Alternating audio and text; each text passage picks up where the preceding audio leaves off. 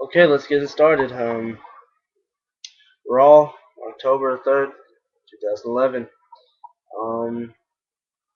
It was pretty decent start at least. I mean, Randy Orton, Drew McIntyre.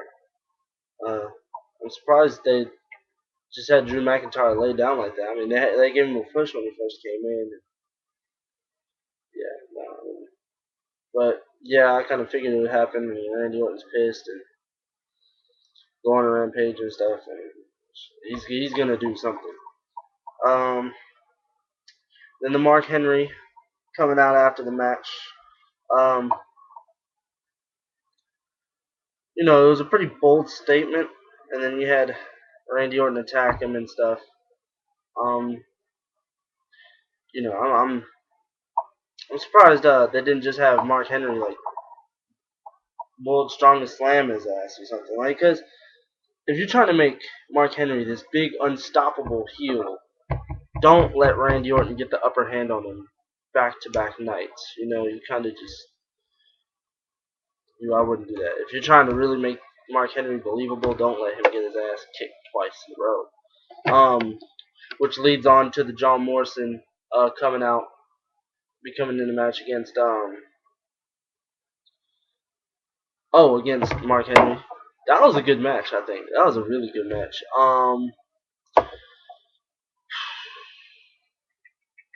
Oh yeah, no, man. I'm getting sidetracked. I'm sorry. I'm not feeling 100% today.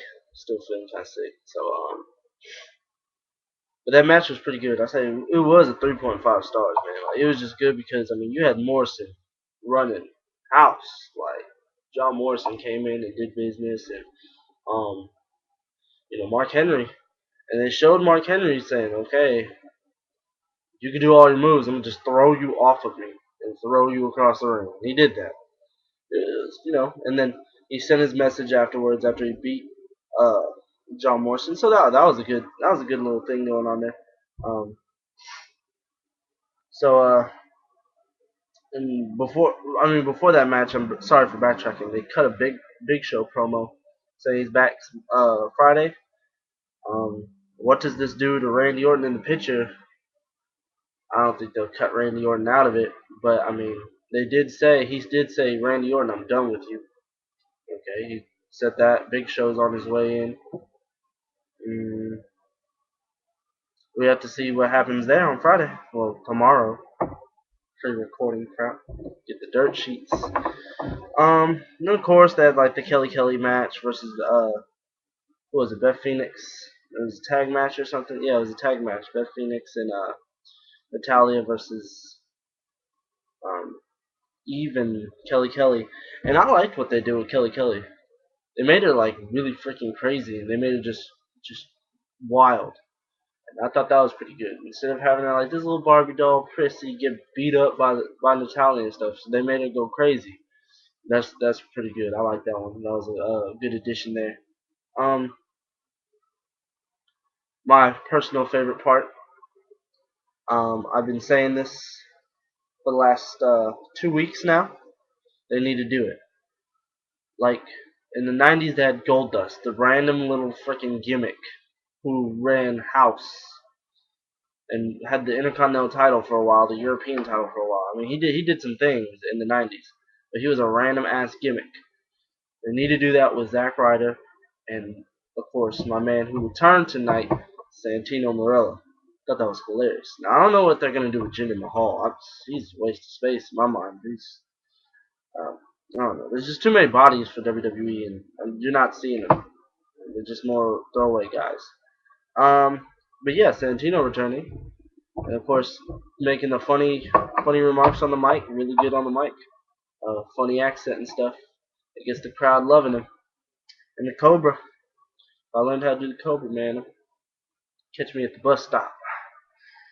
Um, then they went into John Laurinaitis and Triple H and stuff.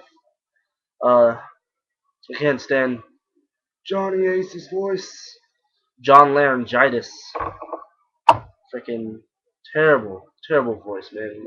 It was nice seeing Triple H grab him by the tie and throw him again. Second time he's knocked him to the floor. That was good. That was very good. I like that little cut scene there. It made it exciting. It made it uh, anticipate the end of the main event. Um, and then it went into the 12-man battle royal or 12-man battle royal, 12-man tag match, which was in my mind, it was good slash terrible. It was good because you got to see everyone in. And it was a okay length of a match, but it looked like the West Side Story. It was so. I'm gonna pop in real quick and dance around, and then do a finisher, and then roll out the ring, and then get hit with someone else's finisher. It was like a roulette of finishers, and it ended up um, Sheamus, Cena, Punk, Mason Ryan, who just like was there for like I don't know why they put Mason Ryan in there. I really don't. He's just kind of a body in there. He's just a big ass dude. And Cena and stuff. I mean, they won. Shane and all them, they won. Okay. Leads on to the commercials and stuff. Um, but before and then yeah, they came back, finished the match. Oh, but the funniest thing of the whole match was not the idea that they were acting like the West Side Story and dancing around. It was funny because Jr. was yelling about Cody Rhodes' Gucci's. Like that was the funniest thing I've ever fucking heard was him talking about Gucci's. And he was like, "They're wearing Gucci's. They're wearing Gucci's. There were Gucci's." Bro, that right there made Raw. That was hilarious to me. That was funny. Um, that match is done with. It's over with. Everyone comes to the ring, and then it was funny because when they brought out everybody, they brought out the Raw superstars. They brought out some NXT people, brought out Divas. They turned on SmackDown's music, and only 4 people came out. Like it was like, we forgot to run to the ring. There's only 4 people that came out, and then they're like, start recycling people. But CM Punk wasn't out there. Truth or not Truth, Randy Orton nor Cena. So CM Punk, Cena, and Randy Orton weren't out there at all, which was surprising. Jerry the King Lawler coming back. I think when he came back, it solidified something.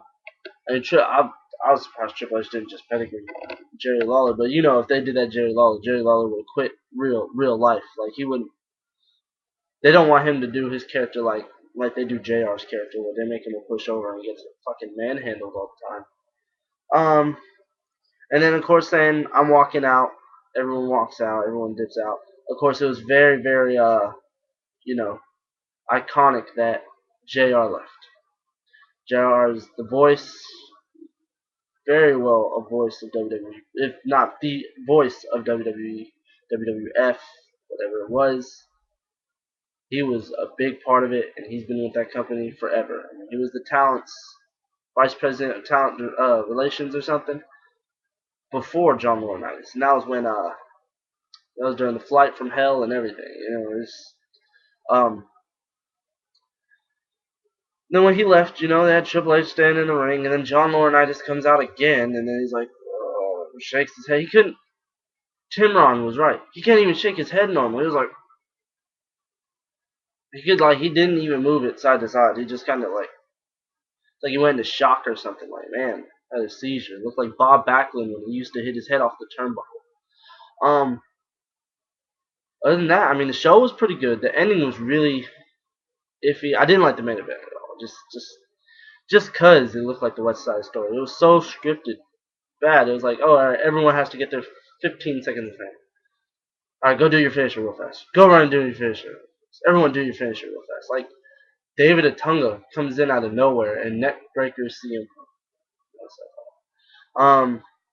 But that was Monday Night Raw for you in the show. I wonder what's gonna happen with SmackDown and stuff. I really don't know what's gonna happen. I really don't. You had 3 stars not come to the ring. You got everyone walking out. It was funny when they had the cameraman drop everything. All right, but that was Raw for October 3rd. That was my review. It's just a brief rundown of what happened. Uh, comment, subscribe, like, whatever. Hit me up. Follow me on Twitter at SPZ34. Follow me at Tumblr at StevenZimmerman.tumblr.com. And I mean, that's it. You want to hit me up on Facebook, send me a message. I'll send you a link. It's like Steven Zimmerman 34 or Steven Zimmerman 21. I'm not too sure what my Facebook one is, but get at me. Uh, I'll see you. I'll see you at the matches.